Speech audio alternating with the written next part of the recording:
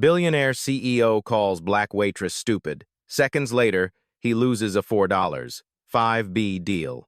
Hello, everyone. Before we begin today's story, I have a small favor to ask. Please hit subscribe and turn on the notification bell so you never miss our channel's new videos. It's quick, free, and the best way to support us in bringing you more dramatic stories. Your support means the world to us. Where are you watching from? Drop your city or country in the comments below. Thank you very much. Now, let's get back to the story. It happened at 12:43 p.m. inside Le Mistral, one of Manhattan's most exclusive fine dining restaurants. The crystal chandeliers shimmered above tables, set with white linen and polished silverware. Conversations were hushed, polite, until one voice cut through the air like a blade. "Don't touch me, you stupid black girl." The words snapped through the room like glass shattering. Every head turned toward table 7. There sat Richard Hale, a billionaire CEO known for his towering ego and sharper tongue. Across from him, the young waitress froze mid-motion, her hand still holding a silver tray, the edge of a plate trembling against her palm. Her name was Leona Miles. To the staff, she was just another new hire in a red and white uniform. To the investors of the restaurant chain, she was the owner, but no one here knew that. Not yet. For a brief second, silence became a living thing. Even the jazz music in the background seemed to fade. Hale leaned back in his chair, smirking like a man used to getting away with cruelty. His associates chuckled quietly, trying to hide behind their champagne flutes. Leona didn't move. She blinked once, slow and deliberate, the kind of calm that scares men like him. "I'm sorry, sir," she said softly, her tone controlled, professional, not submissive. Hale scoffed. "Sorry doesn't fix stupid." He turned to the manager, approaching fast, and barked, "Get her out of my sight!" The manager hesitated, torn between embarrassment and obedience. "Mr. Hale, I'm sure she didn't mean one." "Did I stutter?" Hale snapped. "You run this place, or do I?" Leona lowered her gaze, not in fear but in calculation. The tray in her hand lowered slowly to the table beside her. Her mind was already recording every word, every gesture, every sneer. She had seen this scene before, not in this restaurant, but years ago, in another place where power wore a suit and kindness was mistaken for weakness. Her voice stayed calm. "Would you like me to bring you another glass of wine, sir?" Hale laughed, a cold, dismissive sound. "What I'd like is some real service, not charity hires from the street." A few guests gasped quietly. One woman whispered, "Did he really just say that?" The manager's face turned pale, but no one spoke up. Not yet. Leona took one quiet step back, her expression unreadable. To the others, it looked like retreat. To her, it was position. She was giving him rope. From a corner booth, a young busboy named Marco, barely 20, still learning the job, clenched his fists. He had heard enough. He started to move, but Leona's subtle glance stopped him. "Not yet," her eyes said. Hale looked around, feeding off the attention, mistaking silence for respect. "See, that's how the world works," he muttered to his guests. "You treat people the way they earn it."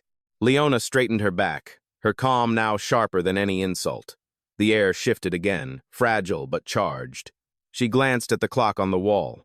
It read 12:46 p.m., 3 minutes after the insult, and the tide was already turning, though no one knew it yet.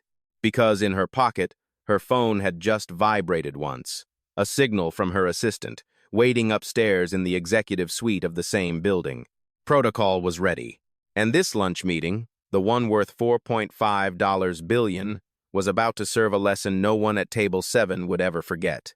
The restaurant's rhythm tried to recover, but it couldn't. Conversations resumed in fragile whispers, the way people speak after lightning hits too close.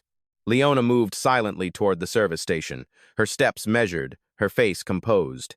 To the rest of the staff, she looked like a woman swallowing humiliation. But in truth, she was calculating. Behind the polished walnut wall, a small digital panel blinked, part of the internal system she'd designed when she quietly bought the chain 2 years earlier. Every incident log, every voice snippet, every guest complaint was recorded there. Her name was hidden under an executive alias, L.M. Equity Holdings. And right now, She was watching her own restaurant fail its moral test. At table 7, Hale was bragging again, his laughter carried across the room. "This place used to have standards," he said to the two investors beside him. "Now even the waitstaff think they deserve respect. What's next? Equality bonuses?" The men laughed obediently, though one of them, a younger man with uncertain eyes, didn't quite join in. He kept glancing at Leona's retreating figure, guilt pressing into his chest. Back in the service hallway, Leona leaned against the wall for a moment. Her reflection in the steel elevator door stared back, calm, precise, but burning. She remembered being 19, wearing her mother's old blazer to a hotel interview. The manager never looked up from his clipboard when he said, "You're not the right image for our brand." That sentence had carved her future. It made her vow to one day own the spaces that once refused her. She straightened her apron, took a breath, and picked up a small handheld tablet from the counter. On the screen, a live report from her assistant upstairs, Carla Jennings. "Leona, the boardroom's prepped. Hale's meeting with our acquisition partners is in 30 minutes.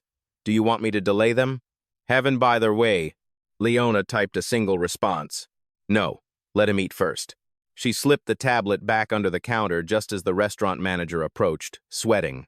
"Leona," he whispered harshly, "Mr. Hale's an important guest. Don't take it personally, okay? He's from a different generation." She turned her head slightly. "Is decency generational now?" He flinched. "I just mean, try to stay professional." "I am." Her tone was steady. "Are you?" For a moment, the manager had no words. He looked away, muttering something about customer service, then hurried back to the floor. Leona exhaled slowly. Around her, other servers kept stealing glances, not pitying, just uneasy. They knew what they'd heard, but no one wanted to lose their job over it. At the end of the hallway, Marco, the young busboy, stepped closer. "Miss Leona, that guy was out of line," he whispered. "If you want, I can tell the manager what he said. I heard it all." She gave a small nod. "Thank you, Marco. But not yet. Sometimes silence gathers more evidence than noise." Her phone buzzed again. A text flashed across the screen. "Video system active. Audio feed secured. Carla." Leona glanced through the glass partition toward table 7. Hale was leaning back, boasting to his companions about a merger with Miles and Harrington Holdings, unaware that Miles was the same woman he'd just called stupid. Her lips curled in the faintest, most dangerous smile. She walked back to the floor, calm, collected, every step a rehearsal for the reckoning she'd been too patient to deliver. The waiter beside her whispered, "You sure you want to go back out there?" "Yes," she said, picking up a fresh bottle of wine. "Because the man who thinks he owns the room is about to learn who really does." At 12:51 p.m., Leona returned to table 7. The sunlight through the tall windows framed her like a quiet verdict, waiting to be read. Hale didn't look up. Not yet. He was too busy explaining how power worked in business. Irony, it seemed, was already seated at his table. The air inside Le Mistral had shifted. What had started as a scene of arrogance now pulsed with an invisible electricity. Every clink of glass felt sharper. Every whisper carried weight. Leona moved with quiet precision, refilling a glass at a nearby table, pretending not to hear the murmurs.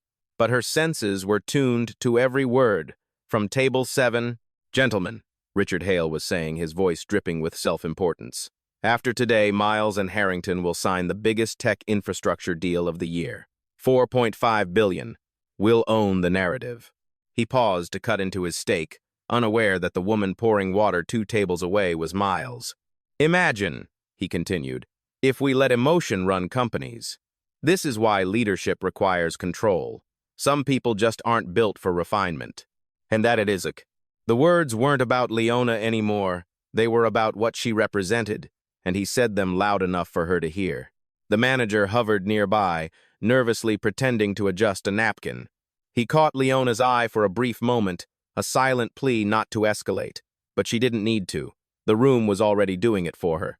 At table 5, a middle-aged couple whispered, "Isn't that the CEO of Hale Global?" "Yeah. And he just said something awful to that waitress." Thanks for watching. Phones began to lift subtly. Screens glowed beneath napkins. The audience was forming. Leona stepped forward with a bottle of Bordeaux, her movements deliberate, her silence powerful. She stopped at Hale's table. "Would you care for a refill, sir?" Hale didn't look up. "No, thank you," he said flatly. "I'd rather not risk fingerprints on the glass." A small gasp escaped from the next table. Hale smirked, loving the reaction. "See? Standards," he said, raising his fork as if lecturing a crowd. "This generation thinks respect is automatic. You earn it." Leona's calm didn't falter. "Then you must be very tired, sir," she said evenly. His laughter died. "Excuse me?" She met his eyes for the first time. "You've spent a lifetime trying to earn what decency gives for free." The table went silent. Even the waiters stopped mid-step. Hale's face reddened. "You think you're clever?" he sneered. "You're one bad attitude away from being fired." Leona tilted her head. "And you're one sentence away from losing everything." He barked a laugh, but it rang hollow. "You don't scare me."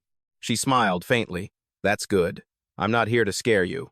I'm here to remind you that every empire falls the same way from the top of its own arrogance." The younger investor sitting with Hale shifted uncomfortably. "Richard, maybe." "Quiet," Hale snapped. "She's done here." He turned to the manager. "Remove her from the floor. Now." The manager hesitated again, eyes darting between them. "Mr. Hale, maybe we can handle this discreetly." "I said now." Hale slammed his palm on the table. The sound echoed through the restaurant. The manager swallowed hard, then turned to Leona. "I'm sorry, Leona, please, step aside." Leona looked at him, not with anger, but pity. "Do what you need to do," she said softly. "But remember who signs your checks." "Tu Arlie discovered." The words puzzled him, but before he could respond, Hale stood up, looming over her. "You people never learn, do you?" Every phone in the room lifted higher. The diners weren't pretending anymore. They were witnessing. Leona remained perfectly still. "You're right," she said quietly. "Some of us keep giving chances to those who don't deserve them." The manager finally stepped between them, voice trembling. "That's enough. Both of you, please." But it was already too late. The restaurant had turned into a stage. Hale's pride had trapped him under the spotlight. In the far corner, Marco slipped out his phone, pretending to check the time but actually starting a discreet recording. His thumb hovered over the red circle. And as the camera began to roll, Leona took one slow step back, eyes locked on Hale's, her tone almost prophetic. When truth walks in, even power starts to sweat. At 22, 5 to 2 p.m., the restaurant was no longer serving lunch. It was serving consequences.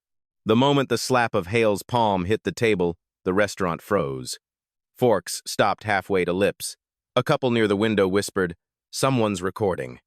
The tension that had been simmering quietly now began to boil. Leona stood still, her posture regal in its stillness, while Hale towered above her, red-faced and trembling with self-importance. "You think this is a game?" he spat. "You'll be out of a job before dinner." But Leona didn't answer. She didn't have to. Because from the far end of the dining room, a quiet voice finally rose. Uncertain at first, but steadying with conviction. "Sir, that's enough." It was Marco, the young busboy. He had stepped out from behind the bar, clutching a small order pad in his trembling hands. His voice cracked once, but he didn't back down. "I heard everything you said," he continued. "She didn't do anything wrong. You insulted her for no reason." The entire restaurant turned toward him. The kid's courage cracked the silence like a lightning bolt. Hale's jaw tightened, eyes narrowing. "Who the hell are you?" "Someone who works here," Marco said. "Someone who's tired of pretending this is normal." A soft murmur ran through the crowd. A woman at a nearby table whispered, "Good for him." Another diner nodded, phone raised slightly higher now. Hale barked, "Put that phone away," pointing toward the woman. But it was useless. The age of witnesses had arrived, and they weren't going to blink. The manager hurried over, panic rising. "Marco, please, this isn't your place." "It is my place," Marco said. "We all work here, and if this is how guests can talk to us, then maybe it's not worth the uniform." Leona's eyes softened, just for a second. She remembered herself at that age, quiet, eager, willing to please, desperate to keep a job even when dignity was the price. And here stood this kid, speaking truth with a voice that trembled but didn't break. "Listen to me, boy," Hale snarled. "You don't understand how business works." Marco took a shaky breath. "Maybe not your kind of business." The crowd gasped again. Hale's face flushed crimson. "You'll regret that." "No," Leona said finally, her voice low but commanding. "He won't." She turned slightly toward the manager. "Do not discipline him. He's the only person in this room who remembered what integrity sounds like." The manager looked paralyzed, caught between authority and conscience. "Leona, please, stop." But it was Hale who interrupted, voice booming. "This is over. Get me your owner right now. I'll have this entire staff replaced by tomorrow." Leona blinked slowly. Her tone was calm, surgical. "You already met the owner. You just didn't recognize her." He scoffed, unamused. "What are you talking about?" 4-2. But she didn't reply. She just turned her gaze toward Marco. "You can stop recording now," she said gently. Marco frowned. "How did you fring?" "Because," she said, "I built the cameras in this place before you ever worked here." The crowd stirred. Hale laughed, uneasy. "What? You think this is your restaurant?" Leona met his gaze, unwavering. "I don't think," she said. "I know." The words hung there, quiet, but enormous. The same stillness that follows a verdict swept through the room. Hale's associates exchanged uneasy glances. The younger one whispered, "Richard," her last name. Did she say Miles? Hale didn't respond, but the blood drained from his face. Leona finally stepped forward, her tone still measured. "You wanted to meet the owner? You're standing in front of her." "Oh." A hush fell so deep it swallowed sound itself. Even the chandeliers seemed to hold their light differently, softer, reverent, as though the truth had rearranged the room. Marco's phone lowered slowly. Guests leaned forward, phones trembling in their hands, realizing they had just captured history. The moment arrogance ran out of luck. Hale's lips parted, searching for words, but none came. For the first time, his voice, his favorite weapon, failed him. Leona turned to the crowd, her tone steady as stone. "No one in this restaurant will ever lose their dignity for keeping their job again." And with that, the first wave of applause began. Quiet, hesitant, but real. At 12:58 p.m., the witnesses had spoken. The story was no longer hers alone. It belonged to everyone who had ever been told to stay silent. The applause that rippled through Le Mistral lasted only a few seconds before fading into a heavy, expectant silence. Hale's chest heaved, his face redder than the wine in his glass. "You think this is funny?" he hissed. "You humiliate me in public, and you expect to walk away?" Leona didn't move. "I didn't humiliate you, Richard," she said evenly. "You did that yourself." That name Richard landed like a slap. The guests looked at each other. Only people who knew him personally called him that. He stepped closer, lowering his voice. "You'll regret this." Her tone stayed calm. "I already have. Years ago." The words puzzled him, but she didn't explain. Not yet. Her eyes had drifted beyond him to the glass wall where sunlight fractured into shards of gold. The reflection of this moment merged with another one, far older. She was 19 again. Standing in the lobby of the Grand Sterling Hotel, clutching a folder of job applications, her best shoes scuffed from the walk. The manager, a white man in a perfect navy suit, looked her up and down and said, "We're not hiring right now." But through the glass, she watched him shake hands with two new recruits who walked in minutes later. Both white, both smiling. That night, she sat on the curb outside the hotel and promised herself one thing. One day, she'd buy the very kind of place that told her she didn't belong. Back in the present, her voice cut through the air like the edge of a blade. "Do you know why I bought this restaurant, Richard?" He blinked, caught off guard. "You what?" She took a single step forward. "Because I wanted to build a space where no one would ever be made to feel small again." And yet, here we are. The crowd was completely still now, every face turned toward her. Hale scoffed, but there was no laughter in it. "You think owning a few restaurants makes you powerful? You're nothing in my world." Leona's lips curved in the faintest, saddest smile. "Then why are you shaking?" He looked down, realizing his hand around the wine glass was trembling. "Let me tell you something," she continued, voice low, intimate, deliberate. Power isn't measured by how loud you can insult someone. It's measured by what happens after you do. Enough of this, Hale shouted. You're a waitress pretending to be important. My lawyers will crush you. Your lawyers are meeting my board in 20 minutes, Leona said, checking her watch. You should call them. The deal you're bragging about? It was with Miles and Harrington Holdings, and I happen to be the Miles in that name. A collective gasp swept through the restaurant. Hale's two investors looked like they'd been struck. One reached for his phone immediately. Leona turned to the nearest security guard, who had been standing awkwardly near the door. Please escort Mr. Hale's guests to the private lounge, she said politely. They'll want privacy to make some calls. The guard hesitated, then nodded and complied. Hale watched as his allies disappeared through the doorway, panic creeping up his throat. This isn't over, he growled. It is, Leona replied. Because when you insulted me, you weren't just talking to a waitress.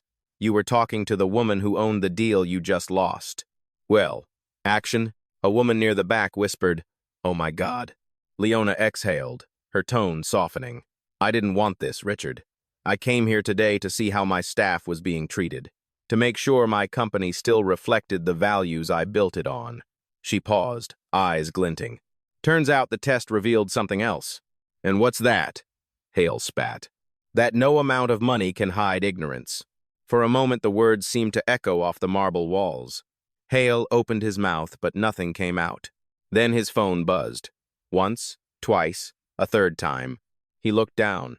The message preview glowed bright. Deal terminated. Miles and Harrington withdrew. Press release incoming. The blood drained from his face. The fork in his hand clattered onto the table. Leona looked at him one last time. That's what arrogance costs. You called me stupid, but the only foolish thing in this room, she leaned in slightly, her voice a whisper of thunder, was your mouth. At 1:02 p.m., every camera phone in the room caught the same image. Richard Hale, the billionaire who thought respect was optional, watching the empire he'd bragged about collapse before dessert arrived. And in that stillness, you could feel it. The break between who he was a minute ago and who he'd just become, a lesson. The restaurant's silence had become something almost sacred, the kind that follows a verdict. Only the faint hum of the ceiling fans broke through the still air. Richard Hale sat back in his chair, his expression hollow, the confidence that once filled the room now leaking out of him like air from a punctured tire. Leona didn't gloat.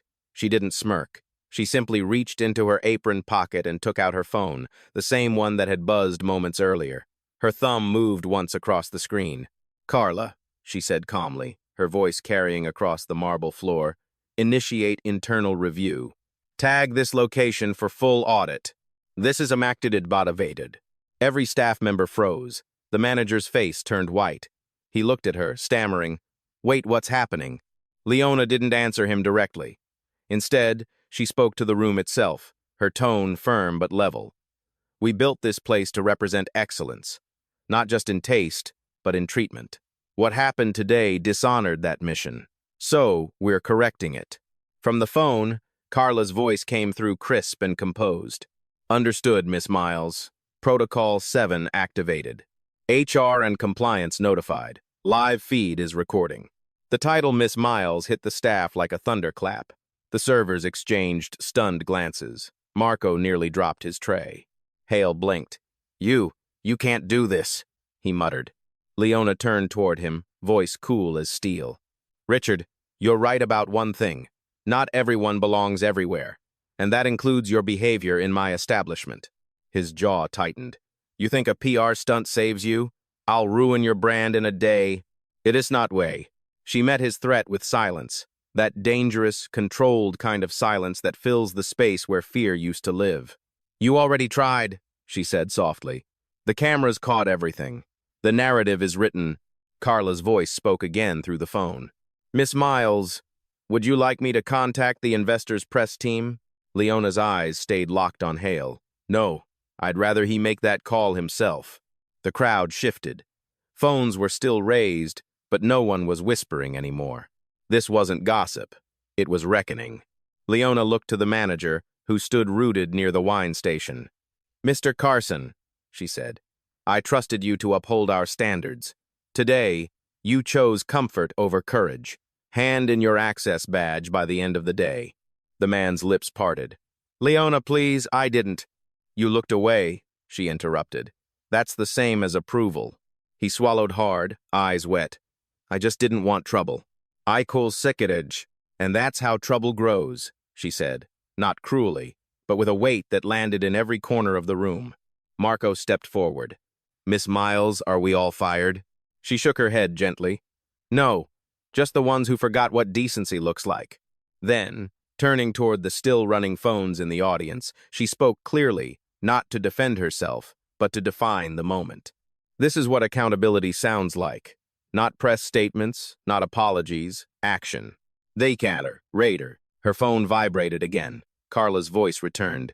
Miss Miles, security from corporate headquarters is arriving. Estimated time, 3 minutes. Thank you, Carla, Leona said. Let them through. Hale laughed bitterly, standing now. You think you're a hero? This will blow over in a week. She faced him fully, calm as ever. Maybe, but you'll still be the man who lost a $4.5 billion deal because he couldn't treat a waitress with respect. His mouth opened, but she cut him off. Richard, you didn't lose money today.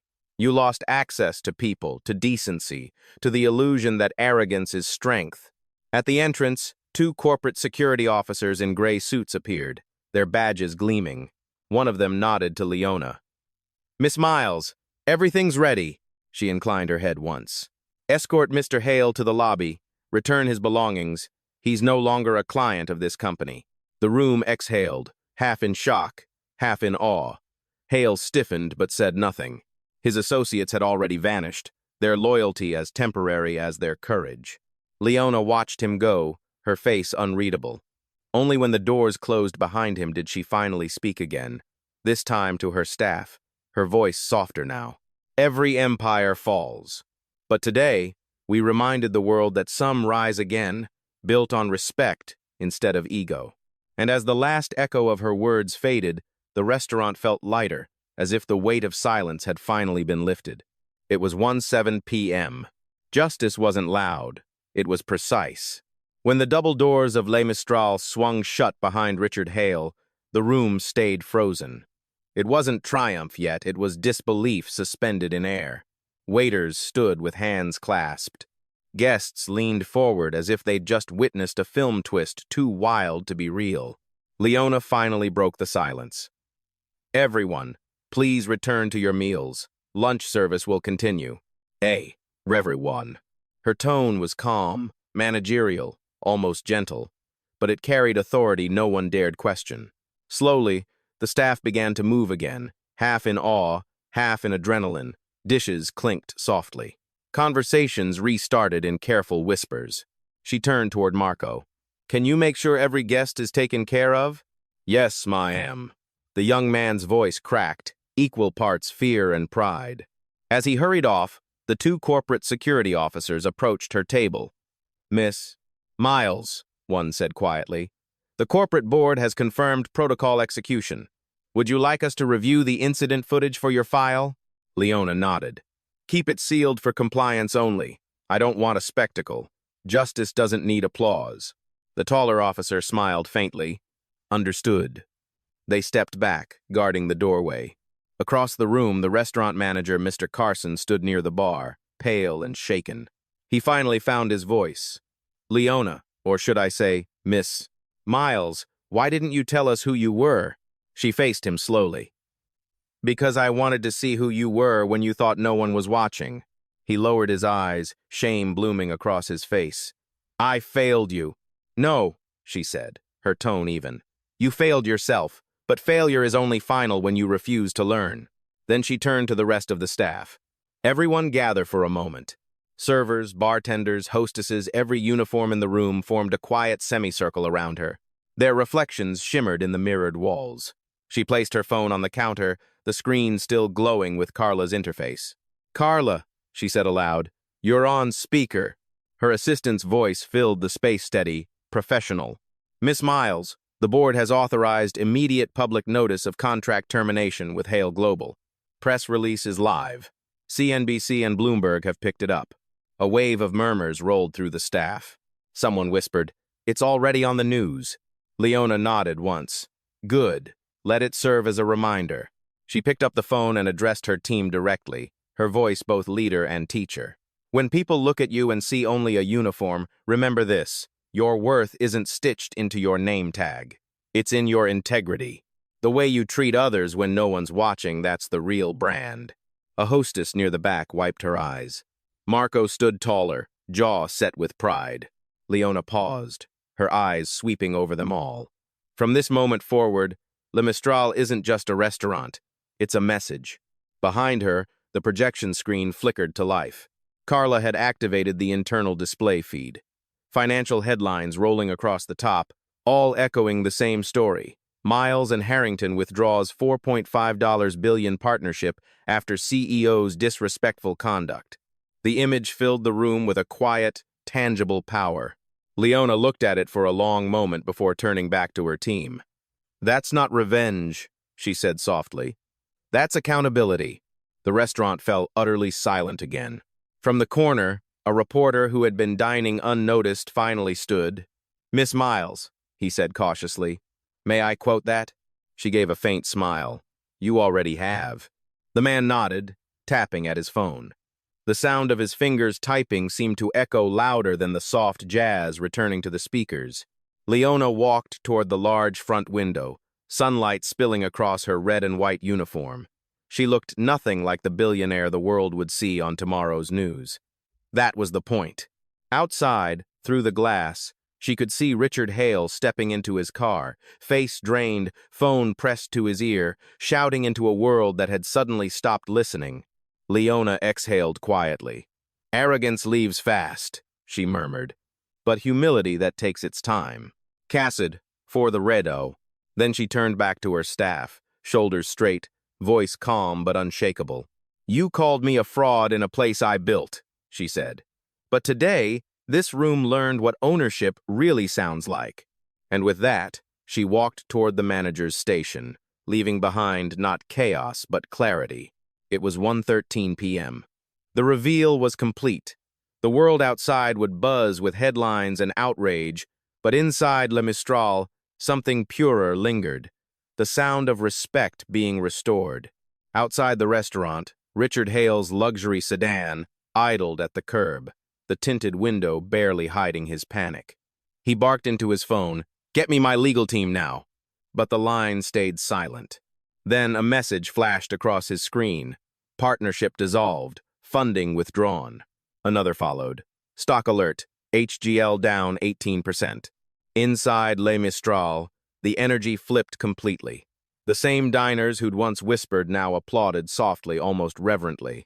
Some recorded, others simply sat in quiet awe, knowing they had witnessed something extraordinary. Not just justice, but dignity reclaimed. Leona stood at the center of it all, unshaken, every movement deliberate. Her red and white uniform now looked more like armor than fabric. "Carla," she said into her phone, "file a full compliance report, include all staff statements, and issue formal suspension for Carson's management team." "Already done?" Carla's voice replied. Corporate HR confirmed. "Security will escort them out within the hour." The manager approached, trembling. "Miss Miles, please, I never meant for this." Leona stopped him gently. "You didn't have to mean it. You just had to stop it." He lowered his head, shame settling heavier than any reprimand. Across the room, Marco turned off his phone, slipping it into his pocket. He didn't need to record anymore. The truth had recorded itself. Leona caught his eye. "Marco," she said softly, "you'll start tomorrow as junior supervisor. You've earned it." The boy blinked. "Mom, I thank you." She nodded once. Courage deserves promotion. At that, quiet applause rose again, sincere this time. The sound wasn't loud, but it filled the space like light spilling into corners that had long been dark. Leona's phone buzzed with one last message from Carla. "Press wants a statement. What should I tell them?" Leona smiled faintly. "Tell them we didn't make a scene. We made a standard." And as she turned toward the glass doors, the reflection staring back wasn't that of a waitress or even a billionaire. It was of a woman who had just rewritten what power looked like. It was 1:20 p.m., and the empire that began with arrogance had finally crumbled in silence. By the time the afternoon sun slanted across Le Mistral's marble floors, the chaos had settled into something beautiful, order through truth. The last of the guests finished their meals in respectful quiet, still glancing at Leona as if unsure whether to thank her or applaud again. She stood near the window, phone still in hand, watching the traffic outside. Hale's car was gone. His shadow, however, lingered, not on the glass, but in the memory of what had just been corrected. Carla's voice came through softly. "Miss Miles, media outlets are calling this the $4.5 billion lesson." Leona smiled faintly. "They're free to call it whatever they like. I call it a reminder." She turned toward her team, not a boardroom full of executives, but servers, hosts, busboys, and cooks in aprons. "Today wasn't about money," she said. "It was about the cost of forgetting respect. When you lose that, every dollar you make is already worthless." The staff listened, still in quiet awe. Marco stepped forward. "Miss Miles, does this mean you'll stop coming down here like a regular worker?" Her eyes softened. "No. It means I'll keep coming until respect becomes the easiest thing we serve." The line drew a small, heartfelt laugh from the room, the kind that releases tension and replaces it with hope. Leona looked around one last time, her gaze steady, her voice lowering like a closing prayer. "I didn't raise my voice today. I raised the standard." She slipped off her apron, folded it neatly, and placed it on the counter. Sunlight caught the edge of the embroidered logo. Le Mistral, excellence without exception. Then she walked toward the exit, the door opening to the hum of New York's afternoon. Outside, a few passers-by paused, recognizing her from the headlines now flashing across storefront TVs. But she didn't stop for cameras. She didn't wave. She simply walked forward, calm, upright, certain. Behind her, the restaurant doors closed gently, and for the first time all day, the air inside felt pure. Justice hadn't shouted. It had whispered, and everyone had heard it.